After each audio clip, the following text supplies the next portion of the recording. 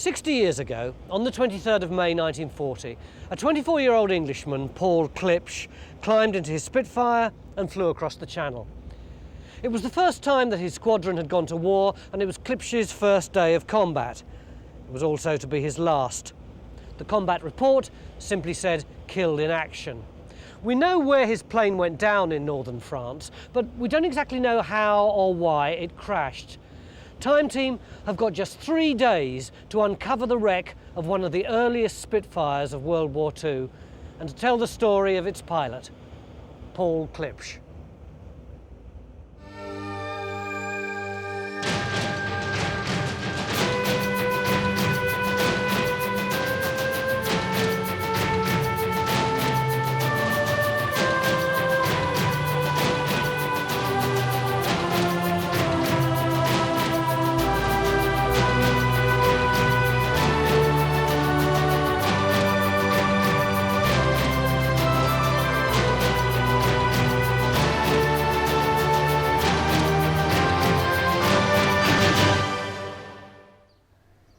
This is a unique opportunity to excavate a Mark I Spitfire, the earliest type.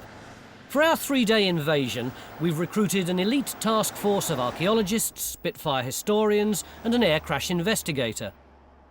We've also been joined by Paul Klipsch's stepbrother, Eric.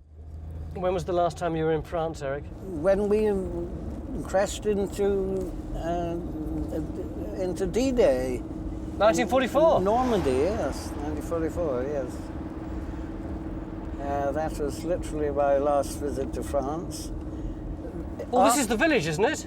That's right, Fierre-Floy, yes. So there should be some kind of pub or cafe. Echo. Virtually all the Spitfire crash sites in Britain have been cleared away. Yep, this is it. But the World War II researchers who discovered this one believe it's lain undisturbed since 1940. They're going to be working with us over the next 3 days. Hi. Hi, Tony. Hello, Tony. Hi, Tony. How did you find this site? A fellow historian friend of ours was here on holiday, and he got to hear about an RAF pilot who was buried in the local churchyard here, whose plane apparently crashed very close to the village. So how do we start? We're going to set up the incident room behind the pub. Very sensible idea. It would have been the nerve centre of the village in the 1940s. Absolutely. And it still is today. And it will be today, yeah. So where precisely is the site where the aeroplane crashed? Down a small lane, and we do have a couple of witnesses from the village who hopefully will meet us down there. And do they speak English? I don't think so. And do we speak French? Don't look at me. The first thing to do is to find someone who speaks English well enough to help us. Come on. Right. When Steve Vizard's not researching Spitfire history, he makes a living rebuilding old warplanes. But this is the first time he and his colleagues have been part of an archaeological dig.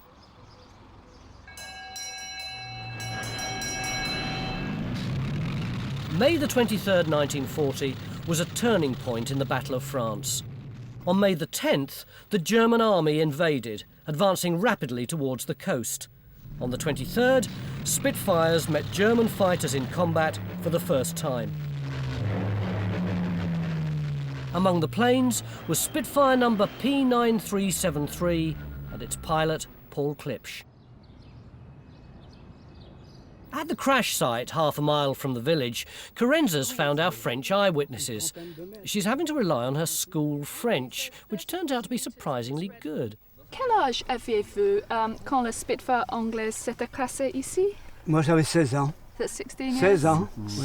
Et vous? 18 ans. These are 18 years old. Okay. So how many British aircraft and how many German aircraft were involved? Je pense 15 avions anglais, About je 15, pense. Hein. 15 English aircraft. 30 à 40 avions Oh, allemands. 30 to 40 German aircraft, so they were heavily outnumbered. Heavily Yes. outnumbered then, Yes. yeah. Ça dure longtemps? Un quart d'heure, je pense. Just about a quarter of an hour. So short and sharp. Was there a fire when it hit the ground? Ah non, non, il a explosé ici. Il a explosé au sol. Oui. When the plane crashed, did it all go deep into the ground or just scatter on the surface? Il restait seulement que la queue de l'appareil. Hein, la queue de l'appareil, 1,50 m environ. Right. Eric, is there anything else that you want to know now? After the plane had crashed, who came to collect the body? Après l'accident, est-ce que quelqu'un a ramassé le corps du pilote? Pas après l'accident, le lendemain matin. The Le day lendemain after. matin, oui. Et c'est quoi? Following day. Ce sont des gens du village. Les gens du village. Oui, oui. People in the village. Yeah. What are we going to do then? Well, we're going to do the geophysics across the field because that'll actually, you know, find the engine and guns and things like that. But also, because it's ploughed, we'll field walk the field. Next to the crash site, Steve Vizard and his mates are laying out a full-size plan of a Spitfire for us. We'll place our finds in position on it as we go. And that is going to be the propeller, right? It is. With about where Mick has got it on the back. What's the wingspan going to be? 36 foot. How's that looking straight, Jeff? And one more there. So there's our Spitfire. Pretty much. It's quite a sizable beast, isn't it? The eyewitnesses tell us that somewhere in this field, the debris spread over at least 30 metres, so we're dividing it into 20-metre squares for geophysics and field walking. Okay then, nice and steady.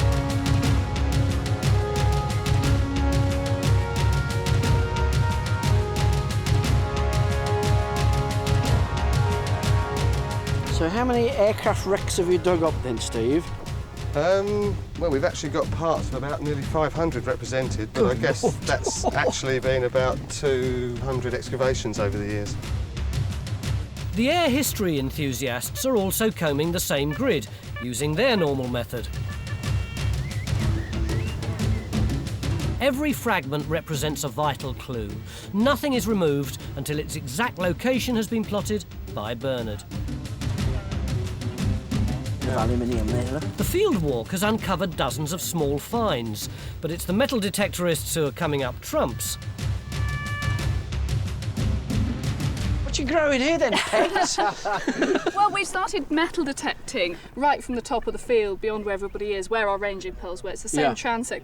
But we're really sort of pinpointing the focus of the metal, I think, from this. That's I think very it's interesting. Look, you isn't see it? it's really dying off on the outside. And on top of all that, we've now got our geophys results. I've got the... Ah. That's our last year. So we're getting all sorts of results now. This is the corner of the field, Right, yeah. and this is the 60-metre block. So this is And the I've same. divided it into the 20-metre squares. And where are we? We're actually stood at this point here. Oh, right. So right. On the edge so, of yeah. that, Constance? If you actually look at the charts, you can see there's actually 3 large lumps of iron in the core. Like an engine and 2 clusters of guns, perhaps. And then a couple of outliers Right. beyond, but there's a clear concentration, almost in a sort of depression. Crater. Oh, I mean, yeah. that's probably the clearest target we've ever had, I would have thought, wouldn't it? So what would you reckon? So you is could initial? actually home in on probably something, well, 8 by 8. But that's still a pretty big trench, and we don't yet know how deep down our plane actually is. You can actually work out where the field is that the... Our task over the 3 days isn't just to recover the pieces, but to analyse all the evidence to work out what happened. For this particular time team, we're combining archaeology with the techniques of air crash investigation. Well, what we're doing is using all the evidence we can get together. Air photography, eyewitness reports, evidence from the ground itself to tell us something about a point in time. And that's what archaeology is, isn't it? It's to try and find something about a point in time. But normally if you were investigating a site, you'd just whip the metal out and have a look at it, wouldn't you? No. It's a combination of both, really. Of course, eventually we have to recover the wreckage, but I think archaeological techniques are more appropriate to this because we're 59 years late on the accident site and we need every bit of help we can get. I think what you've got there is like 2 or 3. Carenza and Mark, one of our air history enthusiasts, think they're close to where at least one of the plane's guns is buried. Just see the back, and there's another piece of steel there with it. It looks like several, actually, 2 or 3. Mick, Phil. Yeah? I'm a bit concerned here. We've got a huge crikey. cache of... So we've got one there, lots here, all around here, there, back here. Just I mean- keep going. Are they in don't any really- sort of order? Are you concerned because they might blow up or... No, I'm concerned that that might be part of the gun. I'm concerned that I'm not entirely confident about taking these out as small fronds from the topsoil. I don't know whether we shouldn't be excavating them properly. We should. Well, why don't we leave that until we've started to strip it and then do it separately? I'm just concerned we might hit this sort of problem again and again. I'm slightly worried as to whether we really ought to be stripping this with a machine at all, whether we ought not to do it by hand. But elsewhere, we're only getting odd, small fragments of aluminium and little washers and things. Yeah. This is the most different thing we've seen on the whole trench, isn't it? I think we should do this by hand. I mean, the rest of it there is no way we can dig the entire trench by hand. No. I mean, this is heavy old clay. No. Yeah. This And I think is very close, though, you see, to that other cache of bullets we had. This is that's where the other one was that we saw right first thing this morning. Part of the same thing. It's all in the same area, and I think we need to know exactly how they all lie in the relationship. But we had nothing else like that in the area. They've only been isolated bits. Oh, really? So, well, that's... I think I still have quite a lot of confidence we could take the other stuff off Oh, carefully. God, Despite Carenza's reservations about using a machine, we've got no choice. A trench 8 metres square is just too large to dig by hand in 2.5 days.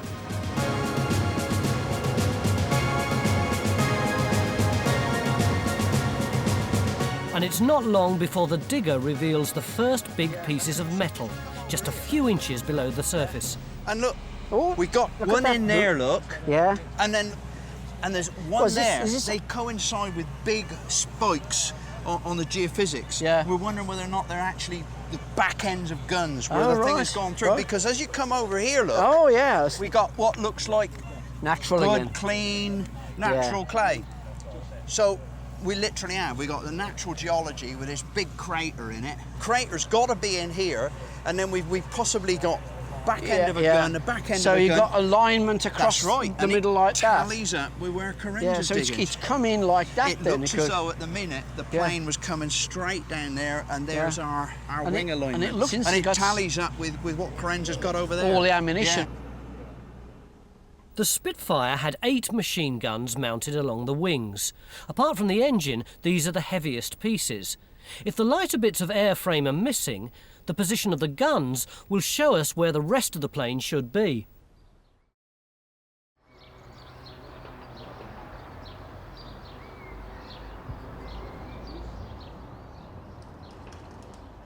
Did the family ever see him fly? My father and my stepmother saw him fly at very great speed along the road in which we lived. Along the road? Yes, well, just up enough to... Well, he just came and flew over your house? That's right, yes, making such a noise, and just high enough to miss the houses, and then swooping up over our house and off away. You could see Paul laughing over the edge of the plane. No, he was a lad of great character in many ways.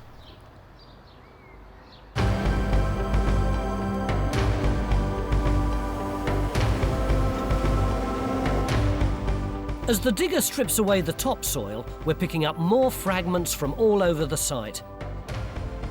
In the incident room, our eyewitnesses are recalling every last detail of the air battle. The clues they give us could be just as valuable as the remains in the field. You've actually got a lot of stuff in just there. Oh, look at that. What's that then, Steve? Which Steve? Oh, both Steves, I think. Writing. It's very much like the back of a feed chute from one of the guns. Well, it looks. I mean, it does actually say port. I mean, does that help at all, Steve? You bet it does. Gives an indication. This end here now. It is the left-hand wing. Red numbers on it. Oh, no, another one. Port or starboard? This one's got port on it. Your one has. We've only got the serial number so far. Yeah, it's ST, starboard. Oh, look. So we know that that's left is port, this is starboard, so it's coming down this way, so the top of the aeroplane's on this side, isn't it? I think no doubt. Cockpit and Cockpit's there. on this side, yeah. That's incredible. We don't normally get archaeology labelled like that. The serial number P9373 is positive proof that we have our plane. And these port and starboard labels are important clues. They tell us that the remains of the port or left wing is here, with Carenza's starboard or right wing here. The plane appears to have nosedived into the ground, just as the eyewitnesses said. What's all this? Well, this is really interesting. We hit it really soon. You can see how shallow the bullets at the top are in the soil. And we've been really carefully excavating it ever since, really. Obviously, it's a whole load of bullets together. But what's really interesting, the story that seems to be starting to come out of this is none of them have been fired. Can you see it there? There's no indentation. Yes. They've been fired. The mechanism would have indented the top. And the bullets have got pushed back in. You can see here, that's the tip of the bullet, and it's been pushed back into the casing. You can see there the bullet's halfway. By the force of the impact? Yeah, exactly. You can see here's one where it hasn't happened. That's the sort of full length of one. So what do you think the story might be?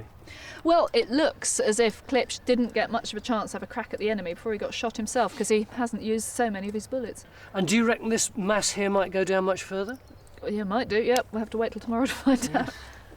Mick? Yeah.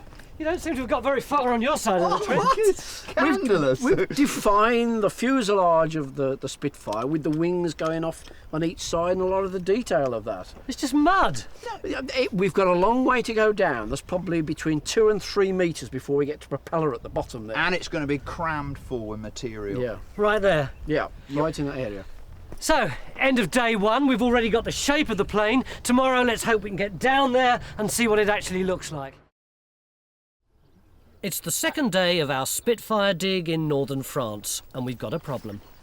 The weather's changed overnight. There's been a lot of showers which have made this clay very claggy, although they're holding off at the moment. There's a big debate going on about precisely how we should get this plane out. What do you want to do, Mick? Well, we've started, and like as if it's a proper archaeological excavation, I think we have to go on like that. So my feeling would be that we treat the central area where the fuselage is much as we would on a normal site. I think we should take it off probably in 10 centimetre spits, actually, so that we can see what we've got as we go down. Why do you need layers? You don't need strata in the way that we're not going to date the stuff, are we? Bit by bit, We're really, just taking it bit, big that's right, to understand it. And I mean, if we do it like... What do you mean to understand it? Why can't you understand it by digging it out and looking at it? The way I would approach it is to actually machine dig around the outside of the crater and go in and then lift the whole thing just vertically, because it's all going to be sort of compacted. The bits I want to see are all going to be on top of the engine, I'm sure.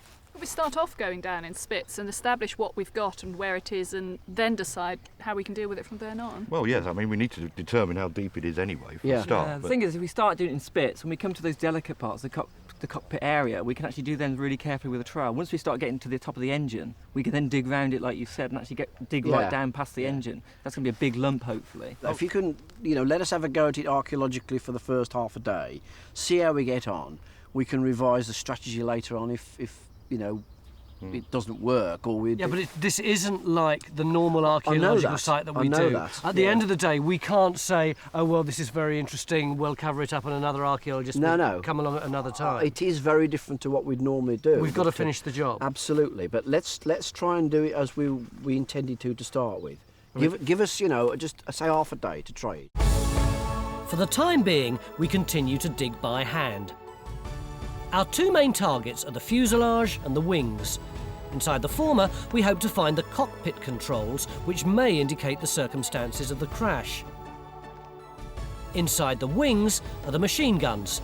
They could produce vital clues as to what happened in the battle above this field 59 years ago. What have you found? Anything? Oh, more bullets.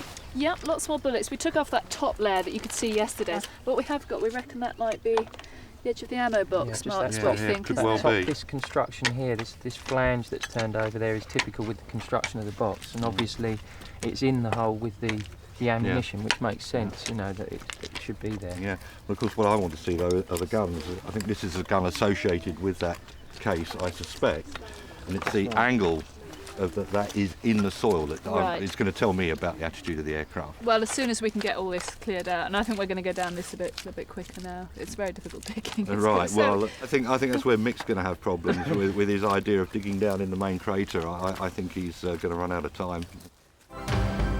As the main trench gets wider, so does our search for other clues. Historian Guy de la WWII has met another eyewitness. L'avion a tiré et alors le Spitfire est tombé avec le moteur à fond. And Stuart reading through German combat reports, looking for details of the dogfight over Villers-les-Foix. Paul Klipsch was a member of 92 Squadron, based at Hornchurch in Essex. We've been joined by one of the pilots who flew alongside him on that fateful day, May the 23rd, Alan Wright. It was a beautiful day, and we're up there, and I was flying happily, and our squadron was tootling along. The next thing was a formation of 109s above us, coming on quite a few, as I remember. What you did was to go after them.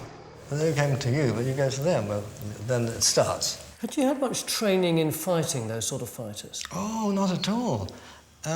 All our training, which was very detailed, was in attacking bombers. Instead of that, we met these fighters attacking us, and we had to make up our own minds. And I was pretty much as green as you were. But if you were green, were the German pilots as green as you? No, this is the difference. The Spanish War had been going on for some time, and the Germans fought. In fact, some say that they did it to get the training, for battle training, for when they were going to start the Second World War. So they were experienced, and we were absolutely not. Just tell us how much ammunition actually you had, and how long an air battle like that took. Well, I've forgotten the figures now, but I think we've got 8 guns, and you can fire for 15 seconds, I think. That's it. That's your lot. That's it. But the Spitfire had one crucial advantage. Well, we soon found out that we could turn inside, so you can do a tighter turn. Well, that means that if you're behind shooting at him, he can't get away from you because you're always keeping your sight ahead of him, you see. But it's the other way around, and you're in front, he's attacking you. You immediately go into a tight turn, and then he can't shoot at you. So you sort it out from there. But while you were doing all that, did you have any idea what was happening to the rest of your colleagues, like Paul Klipsch? None at all. None at all. When did you know that Paul Klipsch had gone down? When we got back, there were several missing. There were 4, as far as I remember. And we reduced to some 8 aircraft the next sorting. So, on your first day, virtually, you'd lost a third of your people. How did you feel about that? Later on, I felt very keenly about that over a period of time, because so many had been lost. But in the early days, one didn't think of the future. Well, the present was interesting enough. To keep flying, the pilots relied heavily on the mechanics and fitters, who often had to fix aircraft under the most primitive conditions. Good to see you. Where am I digging? Well, you're not digging, mate. Phil's been given the challenge of repairing an original Spitfire wing flap. He'll be using the same kind of materials and equipment that would have been used at a frontline airfield. Is this the sort of damage then that you get in combat? Absolutely, yeah. Anti-aircraft fire. Helping him are Michael Jacobs and Chris Michelle, who've got years of experience. Phil has just one day to learn. Make a damn good try then. The test of his workmanship will come tomorrow morning, when we'll compare his wing flap with one on a fully operational Spitfire. So, I mean, this is our bit of the wing. Where does it fit on here? This is all painted brown and green. Yeah. Yeah, what it is the starboard main flap, which runs white bit from that point there to that point there. It's basically an air brake to slow the aeroplane down when it comes into land. So it literally pivots down and opens up like a door, like a door. Absolutely. I see. The first thing we've got to do is de-rivet all the structure. God, there's a lot of them. There are. There's specified 150 rivets there that you've got to drill out. Quite easy. So I can go on with this one, You can indeed. Yep. Missed. Oops, missed again. Missed again. Ah! You got it. Ah! Only another 100 to go. Yeah. Despite the digging conditions, the row of small craters left by the machine guns are slowly giving up their secrets. This is all the side of the gun here, isn't Yeah. it? That's Yeah, it's it goes not right very easy down. I mean, to see that's- that. So how much further down do you reckon it's going to go? Well, I reckon it goes about another foot and a half. So that's number 4. Yeah. We've got 2 in this pitch with Jenny, so that's 3. Number 3. That's number 2. 2. And the one The guns and the rest of the plane belong to Her Majesty's government, whose representative, the aptly named Wing Commander Gunner, is going to make sure we're doing everything correctly. It's a great interest to me as a fighter pilot myself to be here and see this excavation taking place. What can we do with it and what can't we do? What you can't do with it is use any of it for commercial purposes, in the sense of selling it or as souvenirs. But any aircraft that is dug up here in France, we are more than happy for it to be displayed in museums where it can be used to explain the history of what went on in these days so long ago. So if Steve Vizard takes some away to put in his museum on the Isle of Wight, you won't worry? If he writes politely and asks, I'll probably be delighted to say yes. Stuart to Tony. Stuart's examination of the aerial photographs has led him to an unlikely corner of this foreign field. What I've been doing is following the logic of this aeroplane crash, and if the crash is over there, there's material on the surface. First thing farmers do over a period of time is get rid of rubbish into the ditches at the edge. And so I've been good up here trying to find that, and Joe's been following this metal detector. Yeah, it's fairly large. We've got two responses, one fairly big and another one that's fairly deep. And it's fairly large, whatever it is. It might be nothing, it might be an old tractor or something, but we need to go down just in a 1 metre test and then see where we go from there. While Phil's busy with the wing flap repair, Carenza's taken over the excavation of the fuselage. How much do you reckon we've got down there, Carenza? Well, it's difficult to say at this stage. We've only just started to come down onto it, but it's all pretty solid, so quite a lot, I would have thought. Steve? Yep. Do you come and have a look at this, please? We've just hit the first metal within the impact crater. Yeah. Have you any idea what part of the plane this might be? No, I don't, but I think it's fairly important to establish which bits they are, because it's going to tell us how much of the aircraft is in the main crater. Everything forward of that we should have down the hole, so I think it's pretty vital. If this is just the nose, for example, then we're not going to have very much more, whereas if it's right back near the tail, right back in the rear we're going to have fuselage. lots and lots more of it. Yes. Yes, Tony. Have you any idea what this is? Yes, it's a piece of wing. Yeah, it's where the inboard flap actually works, you know, that slows the aeroplane up or down.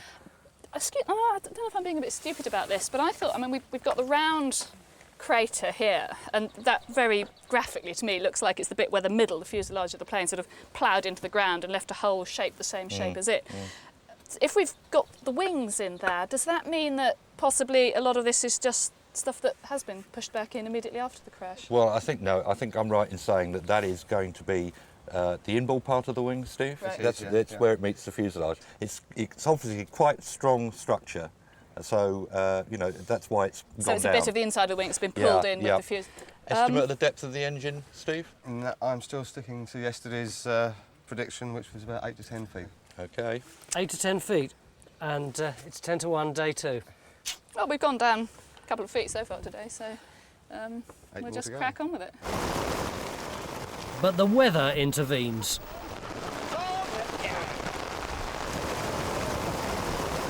To add to our problems, the clay's so thick and heavy, the water simply won't drain away. The main trench is rapidly filling up with water. We're going to have to cover it with an inflatable. The digging's seriously behind schedule. Mixed 10-centimetre spits are just too slow.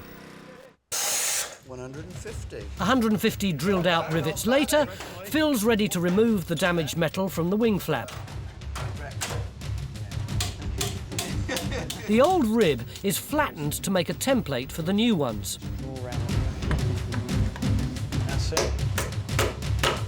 That's right, just like that. The rain has gone, but the problems are still with us. It is incredibly sludgy in here, but we're beginning to get a really good picture of the shape of the plane when it landed. We've got the wingtip here. We've got one machine gun where Mark is there. We've got two more over by where Carenza is. Here's where the wing joined the fuselage. We've got the fuselage here, and now coming up, we've got one of the port side guns here. And Steve, you can begin to tell now, can't you, the angle at which the plane came in? Yeah, I think so, Tony. The aircraft was about 22 degrees beyond the vertical. So this is indicating that the aircraft has impacted, if that's the cockpit end, the aircraft has gone beyond the vertical. It hasn't quite gone straight down, it's slightly over the vertical. Are you happy that we should continue excavating at this pace? I'd rather you got going a bit faster.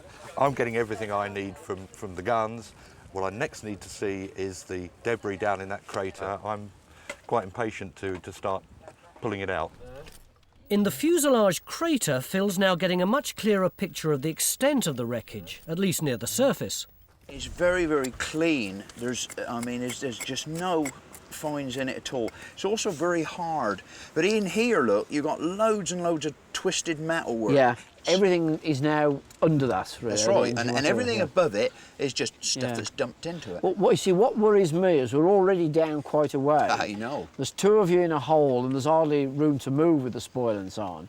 My gut feeling is that we probably ought to take some of this clay around down. So effectively what you're suggesting is like we would perhaps do with an urn then. Yeah. Take the natural away, leave the urn upstanding so you can actually give yourself a bit of room to get at it.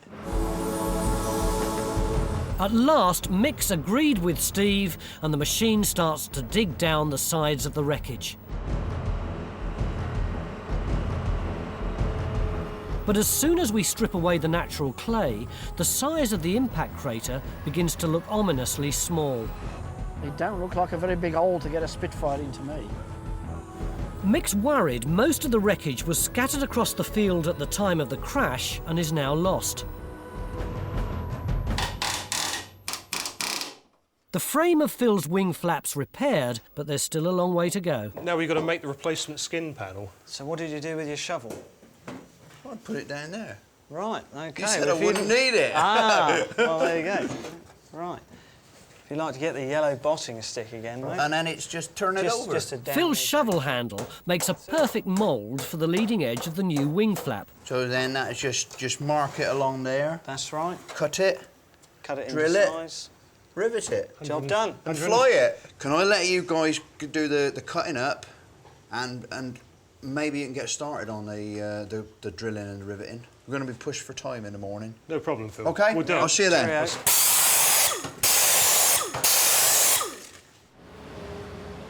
The wing flap repair seems in better shape than the archaeology, but Carenza presses on.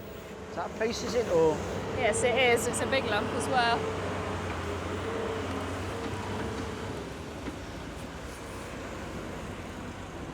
Is it? God, it's incredibly heavy. Very heavy. The balance weight. Balance weight. Oh, right. At last. Oh, is that a key bit? Oh. For where? Well, it must be rudder, isn't it? That's the rib it sits in, probably, Carenza, as well. Yeah. So And is this just staining of the paint here, then? That's in roughly the right position. Yeah. The lead weight was designed to act as a counterbalance to the rudder and was mounted on top of the tailplane. If we've got part of the tail, there may be more of the aircraft left than Mick thinks. It's the end of day 2 and a suitable moment for an aperitif as we contemplate the Herculean task ahead of us tomorrow. It's been a frustrating day for you, isn't it? Yes, it has, Tony. But now that we're getting down the sides of the fuselage, is everything going to be all right? I hope so. We've got a long way to go. I wish we could have started a bit earlier. Yeah, no, but it's going to be all right. I mean, we started it doing it archaeologically. We defined the area, and we go in tomorrow with the diggers down here. So it's going to be OK, I'm sure. I'll take your word for it. On day 1, we found the plane. On day 2, we found the machine guns and got the angle at which the plane crashed into the field. But the rest of the story is down that hole. Let's hope we can find it tomorrow. Beginning of day 3, and the race is on to get our Spitfire out of its hole in the ground over the next few hours. Meanwhile, I'm standing in this empty field, waiting for something to happen.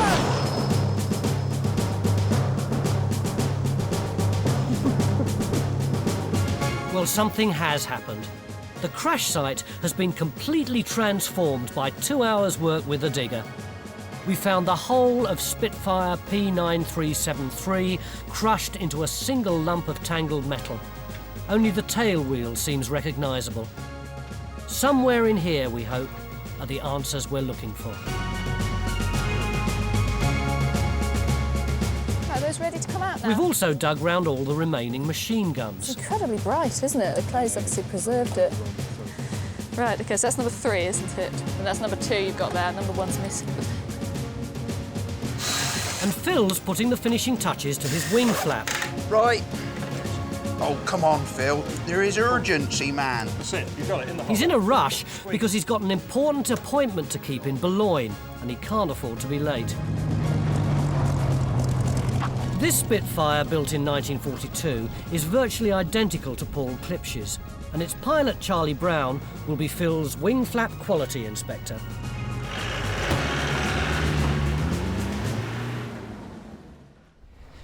Charlie? For Alan, who flew alongside Paul Klipsch, this is the closest he's been to a Spitfire in over 50 years. Can you get in? Yes, of course you can. Yes, I like to. Thank you very much. No problem at all. I'll just hang on. You'll hear everything just winding down because we've just stopped the motor. I'll remember how to do it.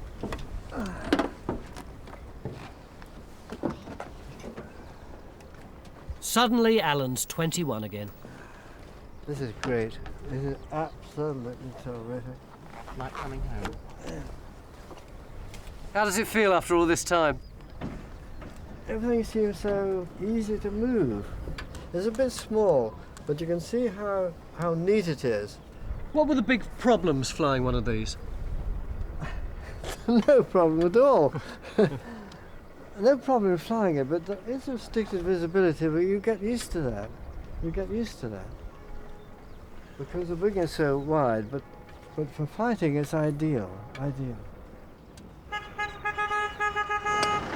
In the nick of time, Phil arrives for his flap inspection. Got your flap! Hey! Look at that! I knew we could do it! Look at that! Now... You're not going to fit that onto the aircraft, are you? I would love to try. I want to see how it works. I've seen this thing on the Airfix model. It's underneath there, isn't it? Yeah, that's right. You better mind out because these flaps come down with a vengeance. Oh, you can do it? Yeah. Alan, would you pop the flaps down, please? There you go. Hey. You see? There you are. That's it. Okay. Look at that. Now, if we See, I offer that up. Now, how many would you give him out of 10? Well, let's have a look and see what you got. What did you start with? There's some Well, there's some lovely riveting there. I mean, that's nice and flush. 9 out of 10. There, That's right. you see? That's a blooming good job. I'd fly it.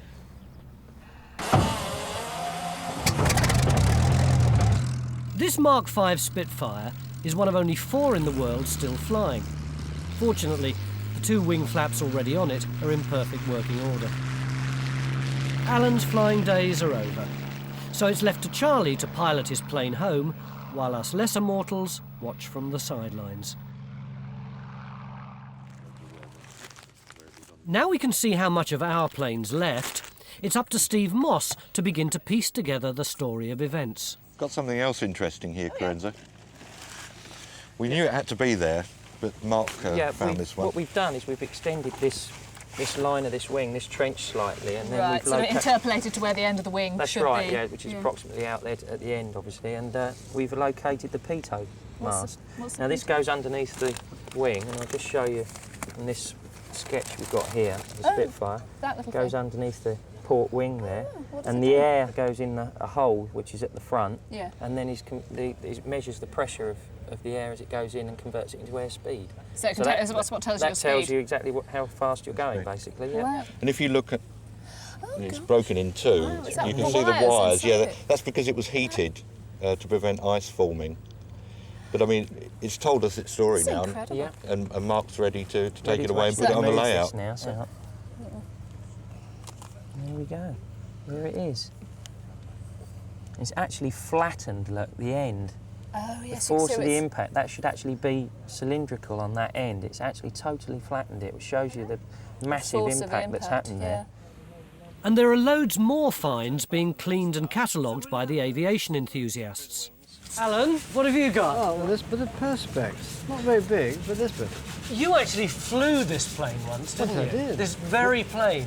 Why? Well, this very plane arrived in the squadron, and the first thing one of the pilots has to take it up and air test it to see it's all working properly. I happen to be that bloke. So 60 years ago, you actually looked through this piece of perspex when you were flying? Well, I did. But what I find remarkable is that after all these years, when I look up through that, I can see it as clearly as I would have been able to see it on the first day. Isn't that extraordinary? Amazing. Peter, what have you got? part of the manufacturer's main data plate. This would be mounted on the right-hand side of the cockpit. You can just see Vickers Armstrong Limited, Supermarine Works, Southampton, dated manufacture 1/12/39. Have you got anything which gives us any indication of what happened when it was falling to Earth? Well, this is an interesting bit. It's a piece of 303 ammunition, but this is different from all the rest we found. This one's actually been fired. That means one of two things. It's either went into the ground firing the guns, or possibly one of the guns was jammed. What about that old thing? Well, what do you think that is? Key fob? Well, it's interesting. It's actually part of the pilot's apparel, part of his leather Irving jacket, you know, big flying jacket. It's the hook at the back where he would hang it up on a coat hook.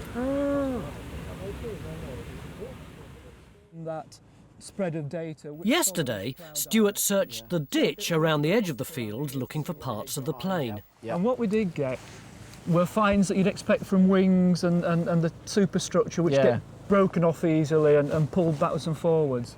This one, for instance, is a machine gun mounting from the wing. So these are bits that would break off easily, be dragged by the plough, thrown in the ditch, whatever. But the piece de resistance on this is this little beauty. It's the mount for the aerial that's behind the cockpit. This, you can see, I found a photograph of one actually in position on the nose Spitfire here. Can you see? Oh yeah, still with the two bolts in it. That's it. This is insulation here. Yeah. In the main trench, we finally dug down past the cockpit to the engine. Crikey, this has moved on a lot since I saw it last. Yeah, it's amazing. We've now got most of it exposed. This was all sitting in that tiny black hole we had. But I mean, it's incredibly mangled, isn't it, Steve? Well, not really mangled, it's compressed. If you think that we've got 30 feet of fuselage here, front to back, and it's compressed into what? 5 feet. It's there, front to back. You've got the tail wheel there. You see that with Dunlop on it there? Still bouncing. Yeah. And at the bottom here, this is quite amazing as well. The engine has just split open. You can see Rolls-Royce. Yeah, can you see that written? Yeah. Written on that's the top of the engine. And we're getting the same sort of components from the other side of the engine, split apart. I mean, it's horrendous to see it like this, Steve, but, you know, initially, have you got any thoughts on, you know, what might have happened now? Well, I'm rather interested in these holes here. I couldn't believe at the time that some of the first bits of metal we unearthed might contain evidence of bullet holes. Now that I think we can identify this as probably the fin of the aircraft right at the back of it, I think the significance of those holes needs to be looked at much more closely. I mean, presumably if we could find the side of the cockpit in there with holes in it, which would be the sort of thing you'd be looking for with it. Whether you could possibly get in that far in the time available, I don't know. Right. But we'll give it a go. Well, that's what we're going to do. You can see we've exposed most of it with the JCB now working round, and well, once we've got the whole way round, about half an hour or so, we can lift it out, hopefully. I was going to say, you actually want this chunk out that I'm sitting on, don't you? So yes. I better move from here then. That will be helpful, yes, please.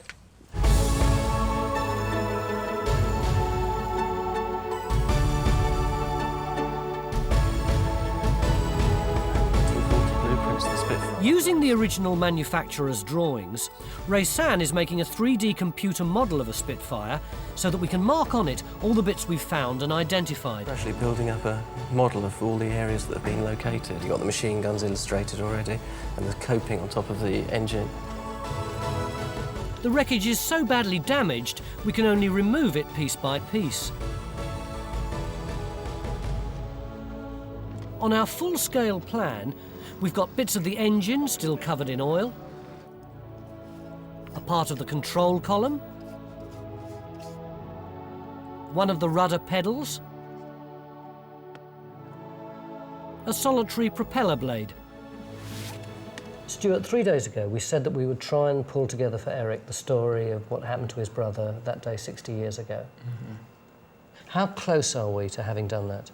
What we've been able to establish on the afternoon of May the 23rd, Paul, there's a photograph, was flying in the lead section of what was the red section of 92 Squadron. They were flying at the highest altitude of 4 sections that were there. They were flying at 7,000 feet.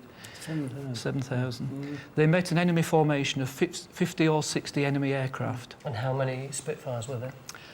4 times 3, 12 Spitfires. Paul's section was in the lead, and at the highest altitude, the German aircraft were at 8,000 to 10,000 feet, so German aircraft were higher. Paul was flying with squadron leader Bushell, the squadron CO, and he was flying as his wingman. And it may be because Paul was a relatively inexperienced pilot that he was flying with the CO to give him some guidance through that process. It appears from the reports that we have that Paul's aircraft was attacked by an ME-110, and in the combat, the ME-110 shot down Paul's aircraft, as we know. We've been able to establish from German wartime records that the pilot of that aircraft was a Hauptmann Specht, Gunther Specht, who in fact was a very experienced pilot. He'd been serving since the beginning of the war. Now, we've also been able to establish, this is a photograph of Paul here, in his flying suit, climbing into an aircraft. He was wearing that jacket, which we know because of evidence of finding that particular chain from a jacket. It appears that this photograph was taken the day of the combat, May the 23rd, and this is probably the jacket from which this chain actually comes. Why do we think that? Well, because there is a report from one of the other section leaders on the same day who flew in the combat in the morning that he was very, very grateful that they'd had an armoured windscreen fitted that morning because it had basically saved his life. So the fact that this one has got an armoured windscreen on here probably indicates that this is actually the day that May the 23rd when Paul's aircraft took off. So we had 2 young pilots, both very brave, but one was more experienced than the other and he had the advantage of height. That's right. And on that day, that was the only difference. That's right. I know it's not much, but this is actually yours now. Thank you very, very much. Thank you.